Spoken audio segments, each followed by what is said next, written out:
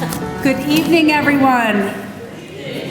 Good evening. My name is Truszkowski, and I'm from Miramont Treatment Center and also a part of D.A.R.A. So on behalf of D.A.R.A. and Judge Duffy, I want to thank you guys for coming out tonight to our 10th D.A.R.A. Forum.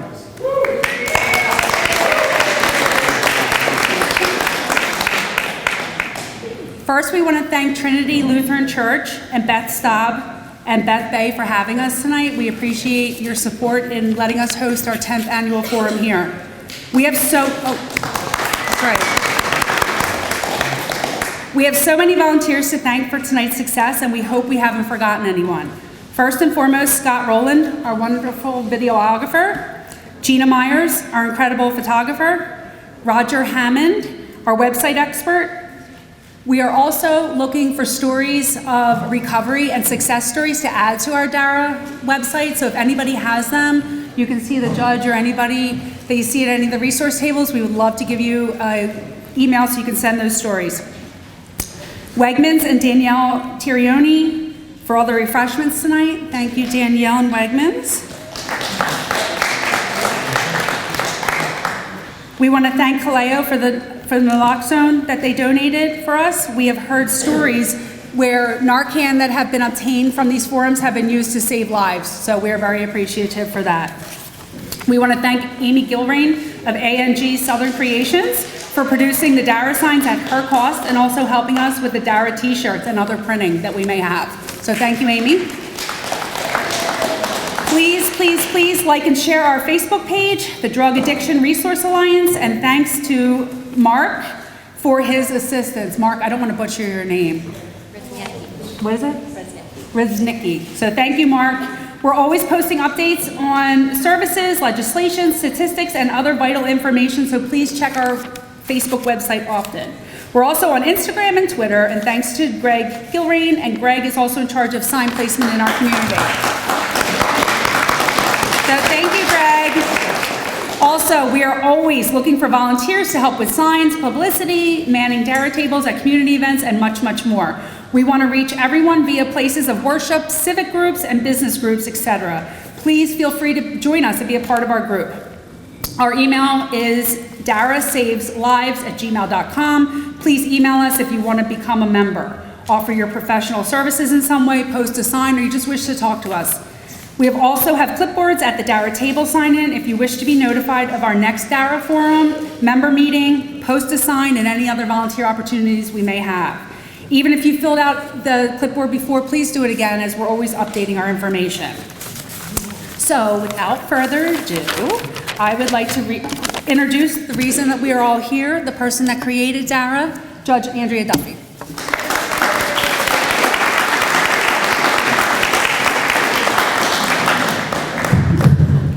Thank you all so much. I'm so excited that this is our 10th forum. When we began D.A.R.A. in 2016, it really was for the sole purpose of collecting resources and contacts so that I could get people in my court right into treatment rather than have them languish on the streets or languish in jail. And we've come so far since those struggling days when I was frustrated with red tape and bureaucracy and too many questions.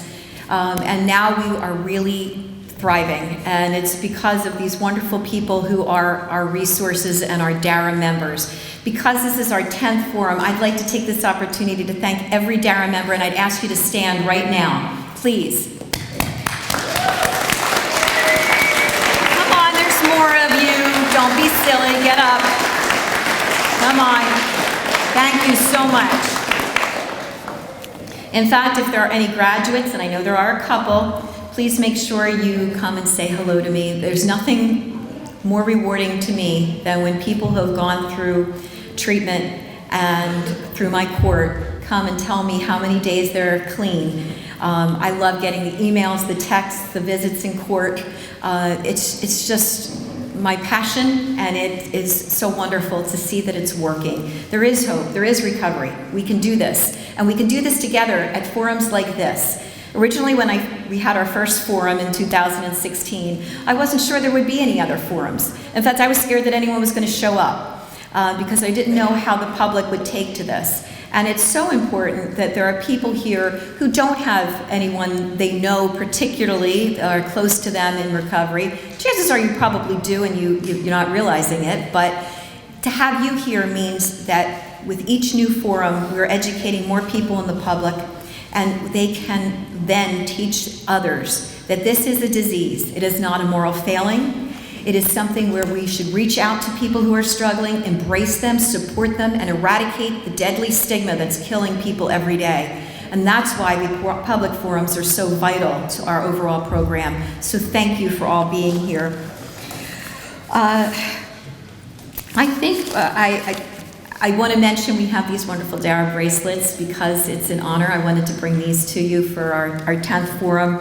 I also want to make a really exciting announcement. For years, you've heard me say how much I want to get D.A.R.A in the schools, and I'm really proud to announce today that Penndale has finally invited us and welcomed us. So in January and February, we will bring D.A.R.A to the schools.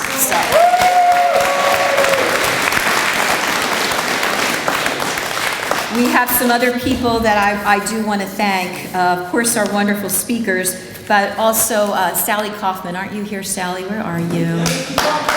Sally has written some wonderful book. We give out, I give them every day in court to people who need that hope and need to feel good and positive, and we always have them at D.A.R.A forums, and she's supplied all these books to us for free. So thank you, Sally. Let's see. I think I have time along the way that I'll be able to speak a little bit, but now I'm going to have Lynn come back, or excuse me, first and foremost, never mind. We want to have one of the disciples of Trinity here, Karen Strobel, come up and just lead us in an invocation, because as I always say at all my forums, I welcome people of every faith, or people who don't have it, but I know in my heart that we all can use all the help we can get. So Karen, please lead us. Thank you.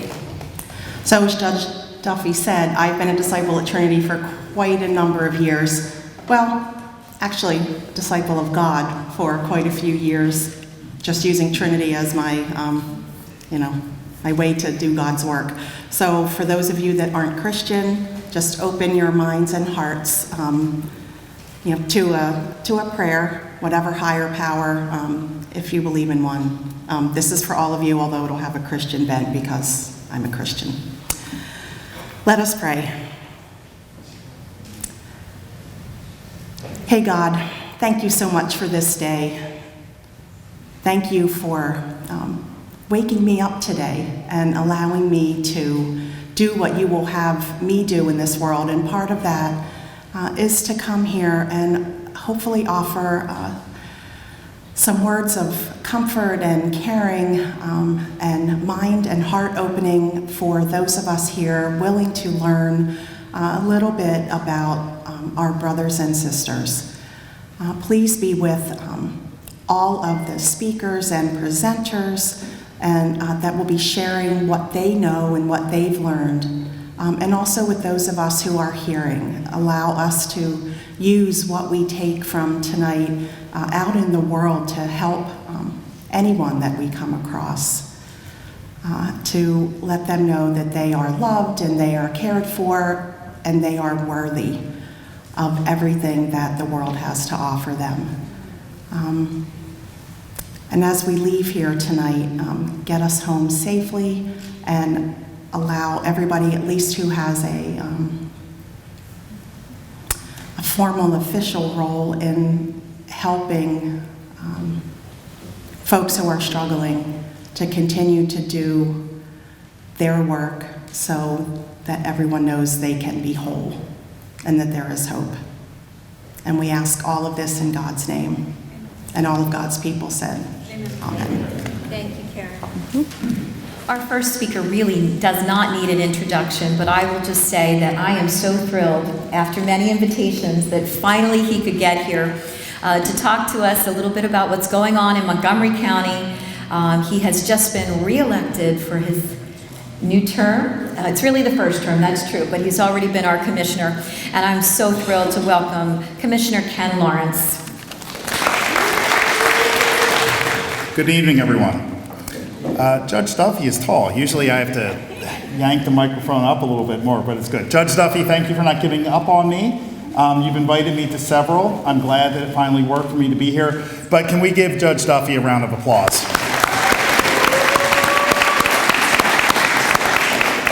She's a true force of nature and a community advocate, and it's wonderful what you're doing here and what you continue to do here. I'm a North Penn grad. I'm thrilled to hear that you're getting into it. Yeah, there we go. There we go. And I'm thrilled to hear that you're, I know that you've been trying to get into the schools for a long time, so I'm thrilled to hear that. So I am just going to share with you all a little bit what we're doing at the county level to combat this epidemic. I want to thank all the treatment providers and support groups that are here tonight. I see you out and about in the county all the time. I want to thank you for your efforts. I want to thank you to the community members who are here tonight. Whether you are dealing with someone in your family, or as Judge Duffy says, you might be dealing with it and not even knowing it. Whether you know, whether you lost someone, thank you for being here as part of the community. We've learned that people dealing with disorders aren't irresponsible, and as someone said, it's not a moral failure. We understand now that having a substance use disorder is similar to having a physical disability or disease, and it impacts all of us. People of all ages, races, and income levels can fall prey to any number of prescribed and illegal drugs. It's something that I'm not ashamed to say that we're dealing with in my family. But, you know, it's interesting how other family members, and some of maybe the closest family members to this person, don't want to talk about it. And even when you ask, how is this, it becomes like the person is invisible.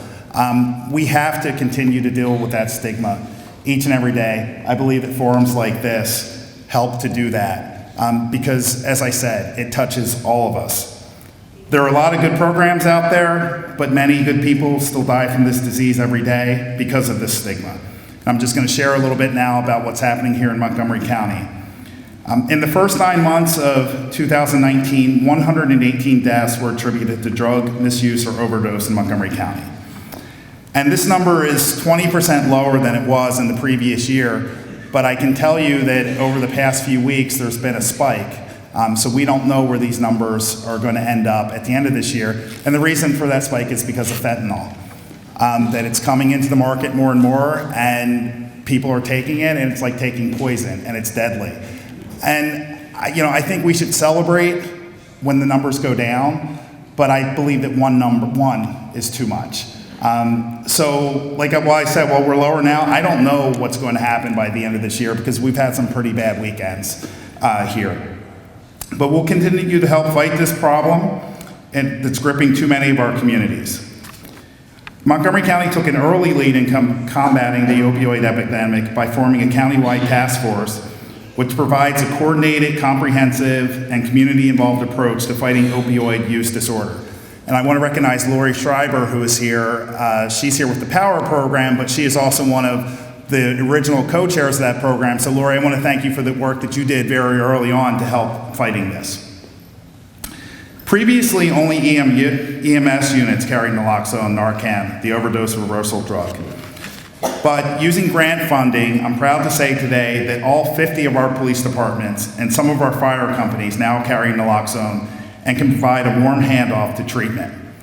But I will also tell you that often when we're out, or I know when we walk in memory of those who are lost each year, you'll have people on the streets who will actually yell, why are we bringing people back when they overdose? That it's their choice. Look, I believe that every life matters, and if you don't bring someone back, there's been people who have been brought back 6 or 7 times before they go into recovery. But when you're dead, there is no recovery.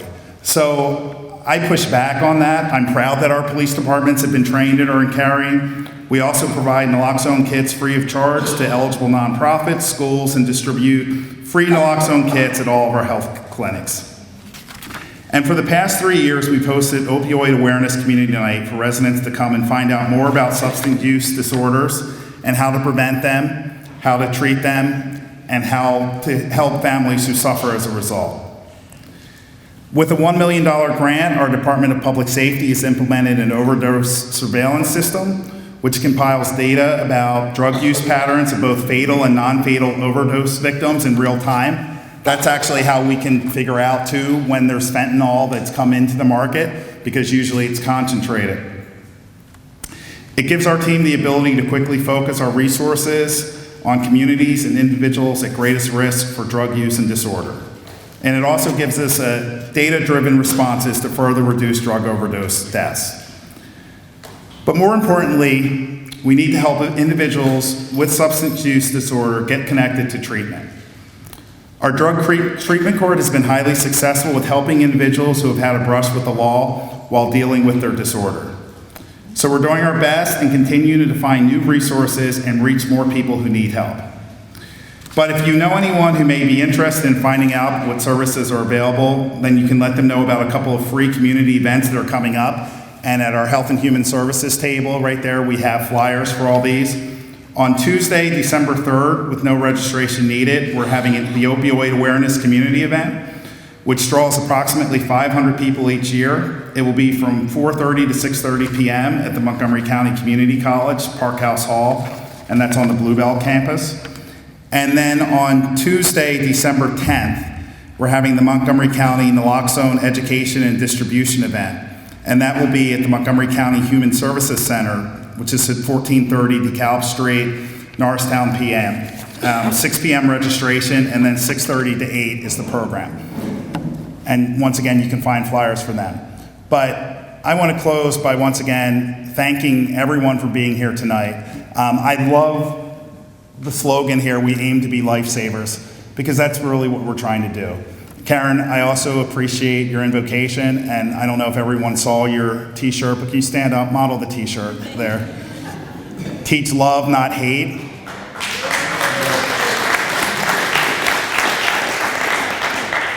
At the end of the day, we're all in this together.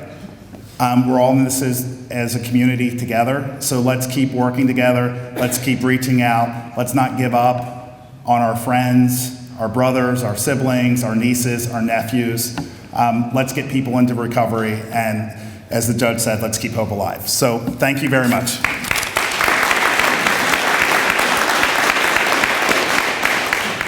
Awesome. I have the great privilege of introducing our keynote speaker tonight. Officer Joe Peterson is currently an officer with the Norristown Police Department. He graduated from Middle Township High School in Cape May Courthouse, New Jersey. He worked as a summer police officer from 1988 to 1993 in Wildwood, New Jersey. He's a graduate from Westchester University in 1993 with a BS in Criminal Justice. He was hired as a police officer with the Norristown Police Department in August of 1993.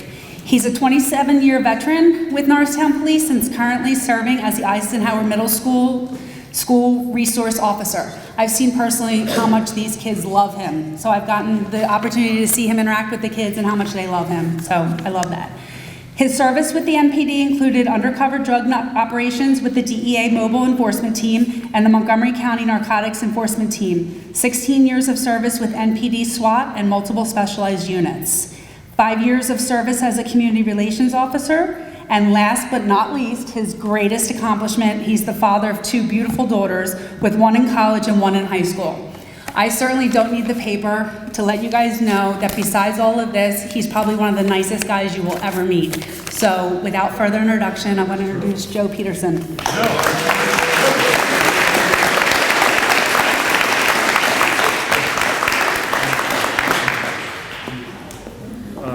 Let me just say that I'm Joe Peterson. I'm a Norristown police officer, as she said. I'm not a public speaker. I'm extremely nervous right now. This isn't my normal setting. So I'll just let you know that I'm eternally grateful for you asking me to do this, Lynn. Judge Duffy, thank you very much for asking me to be here.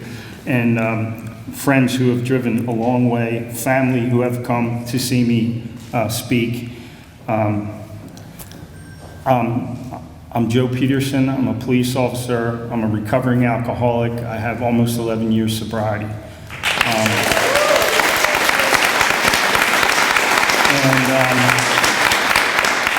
My sober date is March 1st, 2009.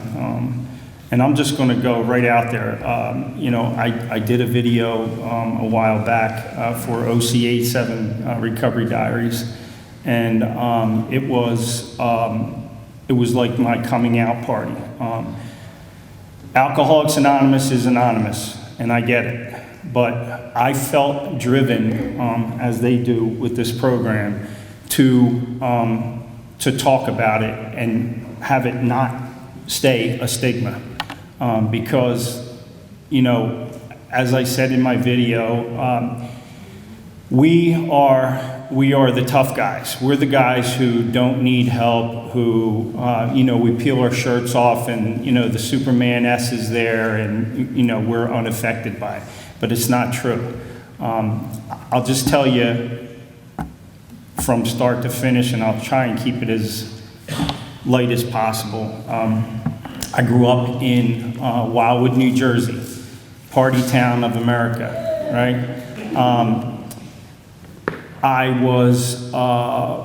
My father was an alcoholic, my mom was an alcoholic. She's in recovery. My father got sober when I was 6 years old. He was 28 years sober when he died.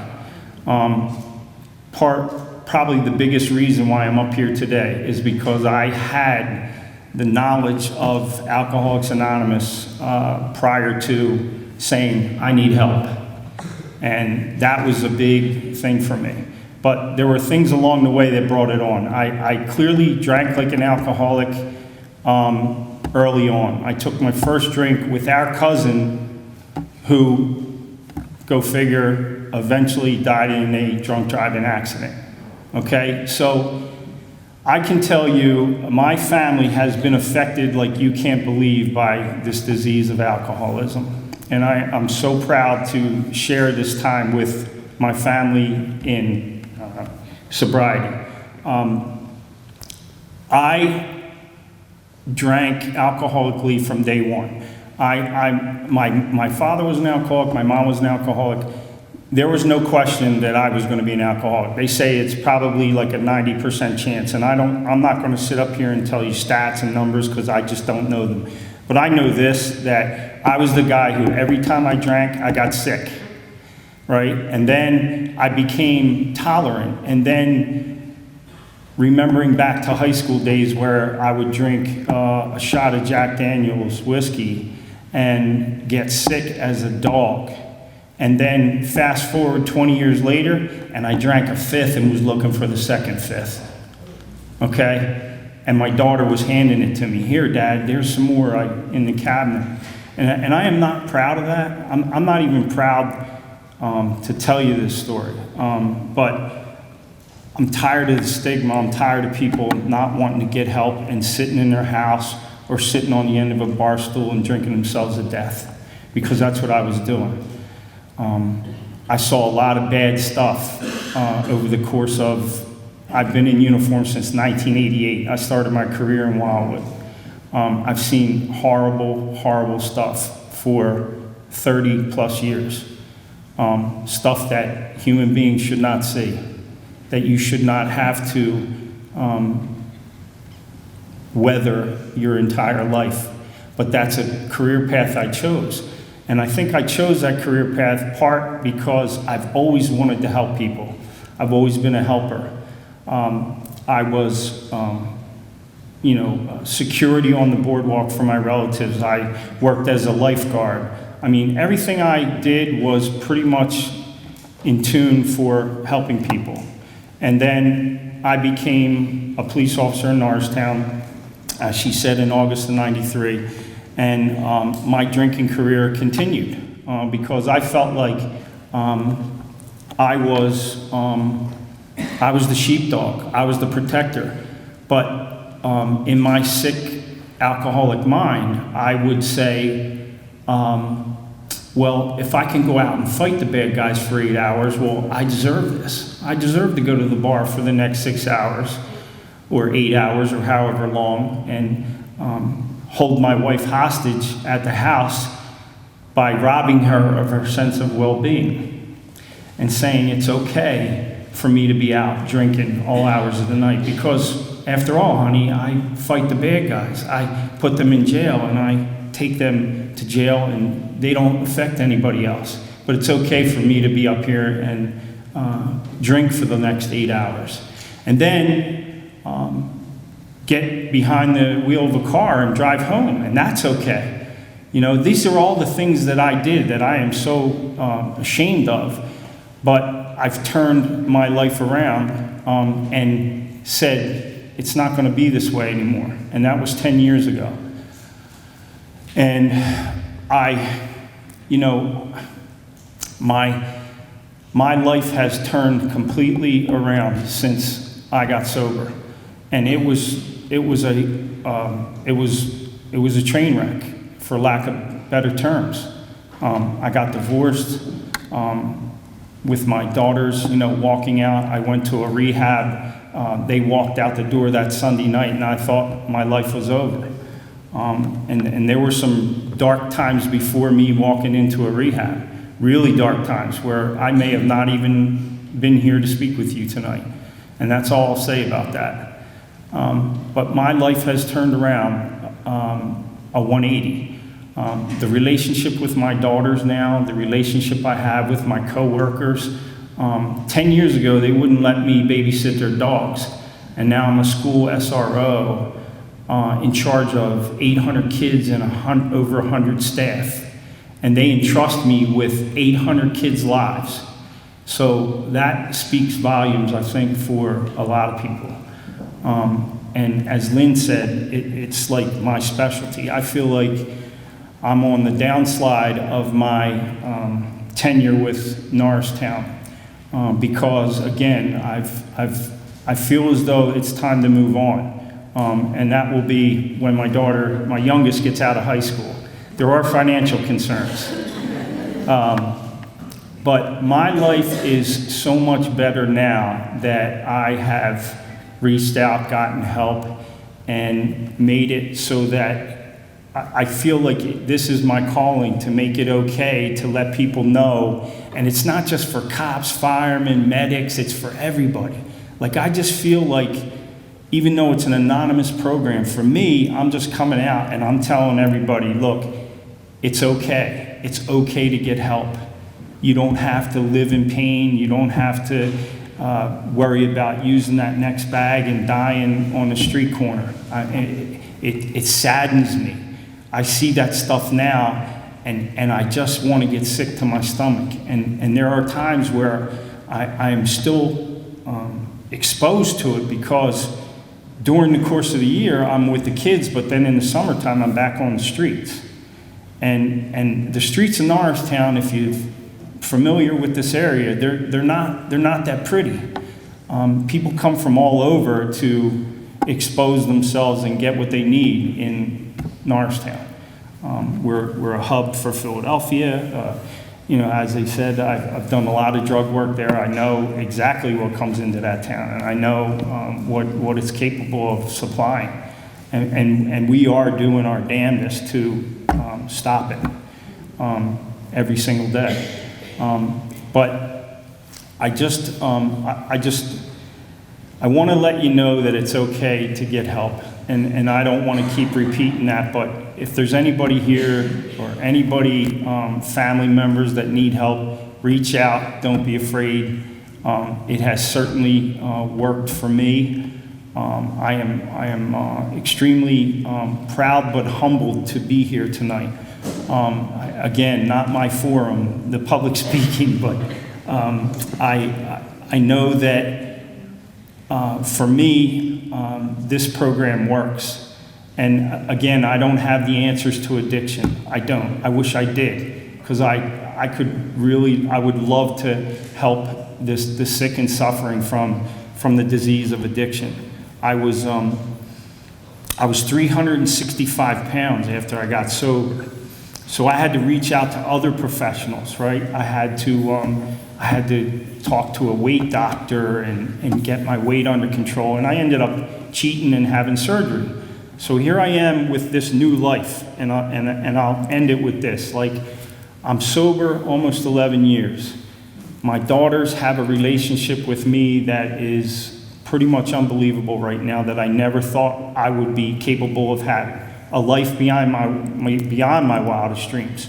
In June, I did Escape Alcatraz Triathlon at 53 years old. I've completed two half Ironmans, and I've completed over 15 sprint distance triathlons. So, and I'm not bragging, but I'm like, my cousin's like, yeah, you are. But it's part of my story to let you know that there is an answer, that you don't have to suffer. Because I went around the world on a bar stool, telling everybody where I was going to go, what I was going to do, and I did nothing. I did nothing. I wasted some of the best years of my life, along with my daughter's best years of their lives, because I was addicted to alcohol. So there is an answer, and this is the answer: sobriety. So get a sponsor, work the steps, whatever it takes, reach out and ask for help. Thank you.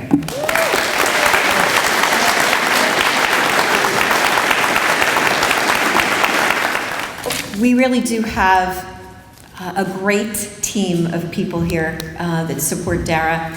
And honestly, that idea was what I wanted from the very beginning, is to have this unique local team approach that could comprehensively serve the needs of someone struggling. And it's those people who have helped me know better so I can do better. I thank so many of you for letting me tour your facilities, for letting me attend 12-step programs, for the groups that allowed me to go into Kensington, including the Philadelphia Police Department, Narcotics Strike Force, and Angels in Motion, for parent groups who allowed me to attend their grief and recovery support groups.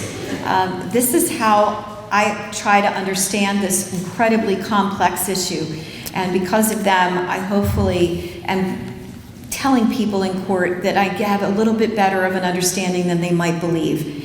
And I think that helps us form a bond and form some trust between us, so that they really will get the help that they need and believe that I support them.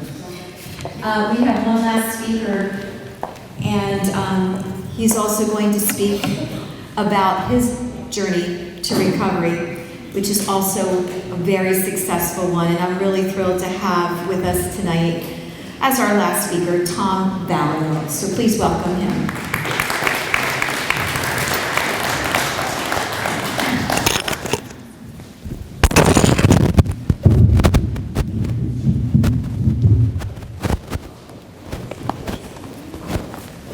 First of all, I want to thank Judge Duffy. I want to thank Judge Duffy for bringing me here. I'm going to watch how I speak in this microphone because I'm very loud. My name is Tom, and I'm an alcoholic. And my sobriety date is April 2nd, 2017. And I came here tonight. Mutual friend of mine knows Judge Duffy, and I met Judge Duffy maybe a year ago. And I told her a little bit what happened to me, and I'm just going to share briefly what it was like, what happened, and what it's like today. So, I grew up in a pretty normal family. My mother rarely drank. My father, he drank, but he was, I'm the youngest of three boys. We all had a problem from a very young age. And in 2012, unfortunately, I lost one of my brothers to this disease, indirectly probably, but directly because of this disease of alcoholism. And there's one thing I can say, like, I always drank from a very young age, and I always did other things from a very young age. And as I got older, I still drank and I did other things. And I could never figure out, I used to say, like, in my 20s, Tom, when are you going to stop? I got into my 30s. When are you going to stop? I got into my 40s. When am I going to stop? I got into my 50s. When am I going to stop? So, in the beginning of 2013, I had a lot of things occur to me at the end of 2012. I lost my father, I lost my brother 5 weeks apart. I lost a job I had for 16 years. And I was at home, and my feet started bothering me. And like, I always knew how to get out of bad feet, or get out of town, you know? So I started messing with opiates. And for 4 years, I couldn't get away from them. And not only opiates, the alcohol. The alcohol was always there from the beginning. Like the fellow said before me about Alcoholics Anonymous, and I'll get into that a little bit. Anyway, so what happened to me was, I was very broken at the end. And late March of 2017, I went over to my wife's, I'm separated from my wife. I went over to her house because I was very sick and I needed something. And I had no intentions of getting sober, no intentions of stopping doing what I was doing. The only thing I was going over there tonight for was I didn't want to be sick. And then I guess it was March 30th of 2017. That night I took what I needed. And usually, like, you know, in my addiction in the last couple of years, you know, like, I would say in 15, 20 minutes I'm going to feel okay. That night, that didn't happen. That didn't happen that night. And I was talking to a gentleman here, you know, he lost one of his children because of this thing, and it's very heartbreaking. And I can only say that nobody wants to end up down at Kensington. Nobody wants to end up this way, you know what I mean? And so that night something happened. March 30th of 2017. I put my head down after I took what I needed. And I looked up, and I cried for help. After 4 years in a nightmare. When I look back now, it was more than just 4 years, but people say their last run. Well, my run lasted 4 years. I drank and I did other stuff for 4 years. And that night, I cried for help. And my separated wife said, "What do you want me to do?" And I said, "Call somebody, get me help." And she said, "Where?" I said, "Anywhere." So she looked up on the internet and she found a place in Lansdale called Pyramid. And I went there. I was almost 52 years old. I was broken, hopeless. I threw my whole life away. I went there on Sunday afternoon. They came and picked me up. And I remember standing on the porch at the Admin building saying, "This is going to be the start of my life, my new life." You know? I was really broken. And I went in there. I stayed for 28 days. And I came out, and I was alive again. You know, I was alive again. Now I had to figure out. I learned some stuff in rehab, but I had to really figure out how I got the way I got. They told me when I left the rehab that morning, "Tom, make sure you go to a meeting," and that's what I did. I found Alcoholics Anonymous up in Roxborough, and a couple of my brothers are here tonight. They were there the first night I walked in, and I didn't know a person in that room, and it didn't matter to me. I wanted to find out how I got the way I got. And by the grace of God, you know, and I know they tell you about the God thing and all that, but I can only tell you what happened to me. And that's why I came here to share it. And it's way greater than what happened to me that night. And I probably would really, really tight. And I learned about myself. I had to get honest with my drinking and my other stuff. You know, and this stuff that we saw over here tonight, I did all that stuff just about. All of it. You go back 40 years, you know what I mean? To figure it out. I did a lot of stuff. I'm not proud of what the fellow said. I'm not proud of me. I was no good to my wife. I lied to her. I did things. You know, I can't take them back.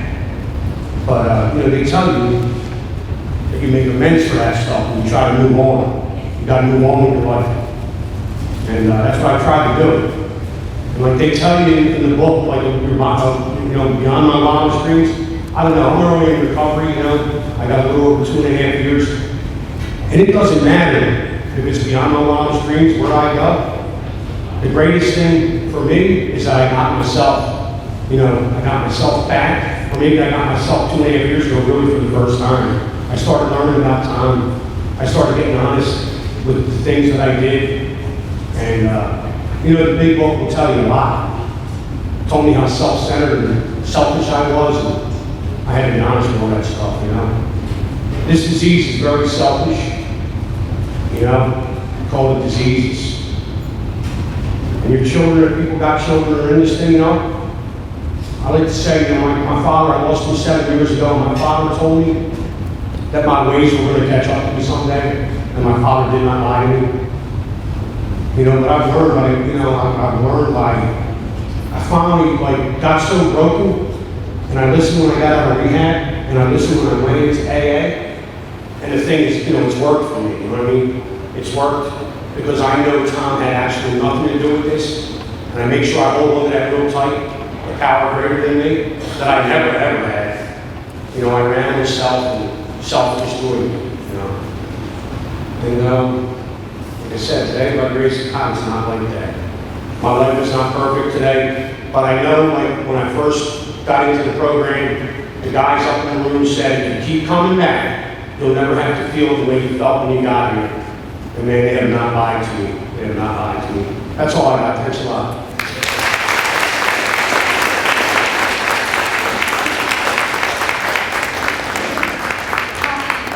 I don't believe Chief Trail has arrived, has he? He wanted to say a few words, but he had to run to a meeting. But there will be another forum. There will be an 11th D.A.R.A forum, hopefully in March. So I hope to see all of you at that. I'm so grateful to all of our members. I ask you to come up. I want to take one group picture in honor of our 10th forum. And I thank all of you for coming to prove to our community, our great community, that there's hope, there's life, there's recovery, and we are here for you. Thanks so much. I really appreciate everybody. Thank you.